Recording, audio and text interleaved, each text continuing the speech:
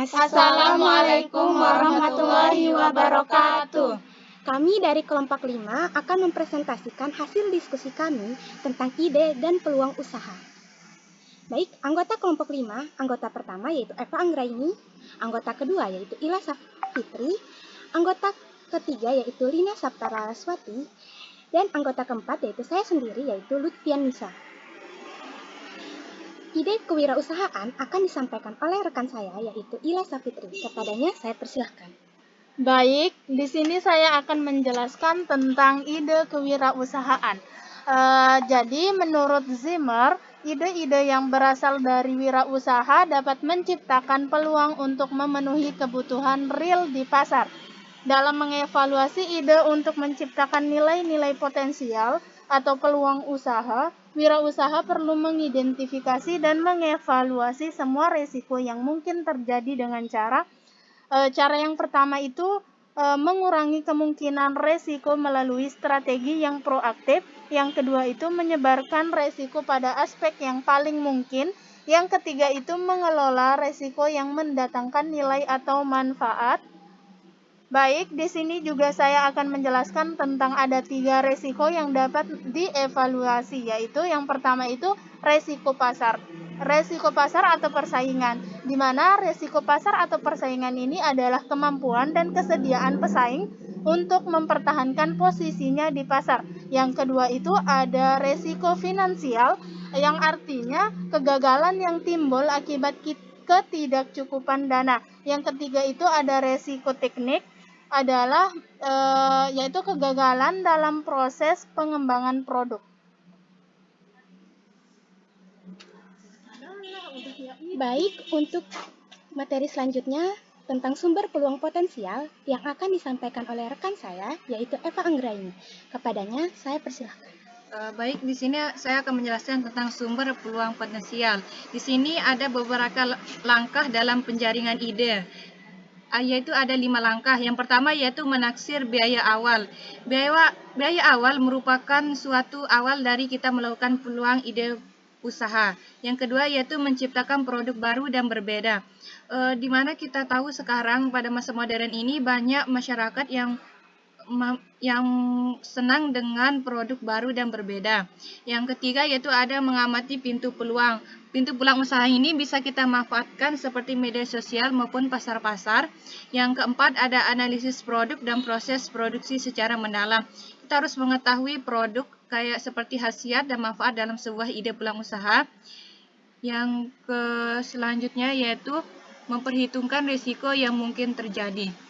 Untuk memperoleh peluang itu sangat bergantung pada kemampuan wirausaha untuk menganalisa pasar, meliputi beberapa aspek. Yang pertama yaitu kemampuan menganalisis demografi pasar, yang kedua yaitu kemampuan menganalisis sifat serta tingkah laku pesaing, dan yang ketiga yaitu kemampuan menganalisis keunggulan, bersaing, dan kevakuman pesaing yang dapat dijadikan segmen peluang.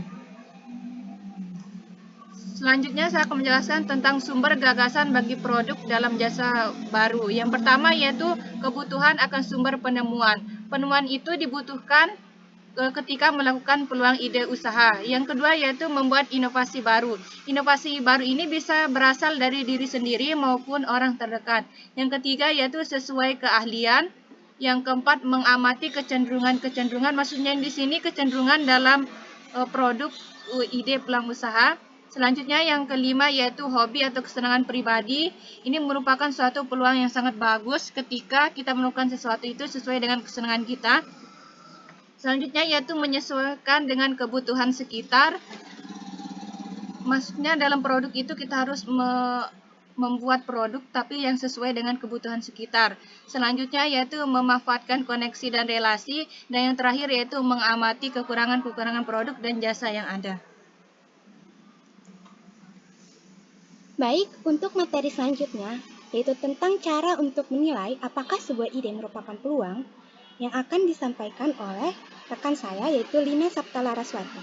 Kepadanya, saya persilakan. Saya akan menjelaskan ada 4 cara untuk menilai apakah sebuah ide merupakan peluang yang baik. 1. Pasar.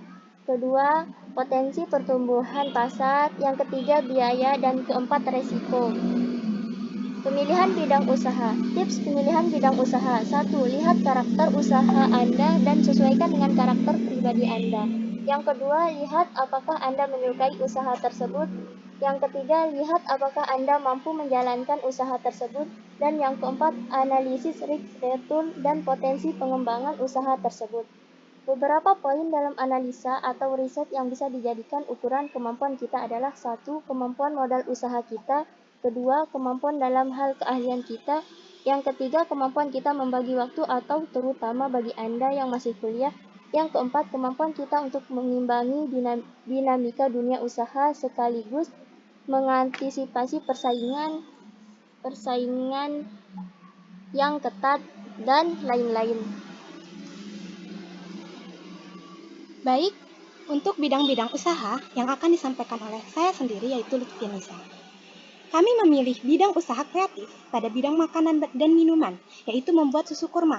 Tahap yang kami lakukan yaitu, yang pertama tahap gagasan, yang kedua tahap konsep, dan yang ketiga tahap uji pemasaran, dan yang keempat tahap komersialisasi. Untuk tahap gagasan ini adalah tahapan awal bagi kita dalam menentukan produk yang ingin diciptakan. Dalam tahapan ini biasanya kita memikirkan ide tentang produk apa yang ingin kita buat, baik produk tersebut sudah ada di pasaran atau belum. Alasan kenapa kita memilih produk susu kurma karena produk ini sudah jarang ada di pasaran. Selain itu, untuk membuat produk ini tidaklah susah dan bahannya pun tidak susah untuk dicari, dan juga manfaat susu kurma amat banyak. Yang kedua, tahap konsep. Target pemasaran yang kami pilih dalam bidang usaha kami adalah anak-anak, remaja, dan orang tua. Kenapa kami memilih anak-anak, remaja, dan orang tua? Karena anak-anak merupakan usia pertumbuhan. Karena susu kurma dapat membantu tumbuh kembang anak. Dan remaja, karena usia remaja adalah usia yang sangat memperhatikan kesehatan kulit. Manfaat susu kurma mampu menjaga kesehatan kulit. Dan yang ketiga, orang tua. Karena usia 50 tahun ke atas merupakan usia yang rentan terhadap penyakit jantung, susu kurma mampu menjaga kesehatan jantung. Hambatan yang kami alami ketika kami membuat produk ini adalah kekurangannya ketersediaan alat. Tahap pengembangan produk. Cara kita mengembangkan produk susu kurma ini adalah dengan menambahkan cincau. Karena seperti yang kita tahu, cincau selain rasanya enak, manfaat yang terkandung dalam cincau banyak. Contohnya menjaga kesehatan jantung, mencegah tekanan darah tinggi, dan meningkatkan daya tahan tubuh sesuai dengan target pemasaran yang telah kami targetkan di masa yang kita hadapi saat ini, yaitu masa pandemi. Yang ketiga yaitu tahap uji pemasaran.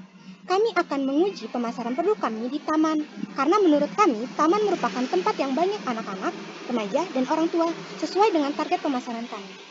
Yang keempat yaitu tahap komersialisasi. Kami akan mempertahankan produk kami ini dengan mempertahankan rasa asli dari susu kurma dan juga susu sebagai bahan dasar produk kami. Tips peluncuran usaha baru. 1. Mempertahankan sikap objektivitas dan selalu mencari gagasan bagi produk atau jasa. 2. Dekat dengan segmen pasar yang ingin dimasuki. 3. Memahami persyaratan teknis dari produk atau proses. 4. Menelusuri secara mendetail kebutuhan finansial bagi pengembangan produk. Yang kelima, mengetahui kendala hukum yang diterapkan pada produk atau jasa. Dan yang keenam, menjamin bahwa produk atau jasa menawarkan keuntungan tertentu yang membedakannya dari pesaing. Yang ketujuh, melindungi gagasan kreatif melalui hak paten, hak cipta, merek dagang, dan merek jasa. Sebab kegagalan memilih peluang bisnis baru. Yang pertama, kurangnya objektivitas. Dan yang kedua, kurangnya kedekatan dengan pasar. Dan yang ketiga, pemahaman kebutuhan teknis yang tidak memadai. Dan yang keempat, diabaikannya kebutuhan finansial. Yang kelima, kurangnya diferensiasi produk. Dan yang keenam, pemahaman terhadap masalah-masalah hukum yang tidak memadai. Baik, mungkin hanya itu presentasi kelompok kami tentang ide dan peluang usaha. Lebih kurangnya, kami mohon maaf. Assalamualaikum warahmatullahi wabarakatuh.